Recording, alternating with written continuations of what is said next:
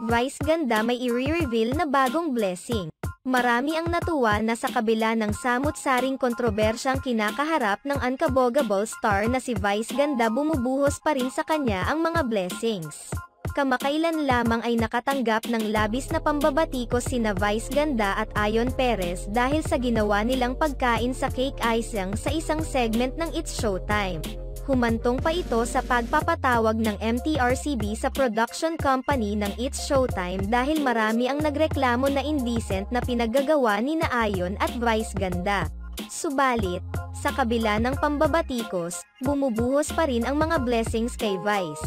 Kamakailan lamang ay may inilabas na teaser video kung saan tila magiging isang ambassador ng isang malaking brand.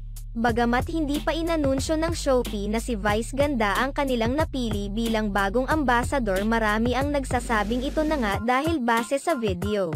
Samantala, kamakailan lamang, ay isiniwalat ni Vice ganda na nasangkot siya sa isang aksidente kung saan inararo ng Lalamove truck ang kanyang sasakyan kasama ang 3 pang mga sasakyan.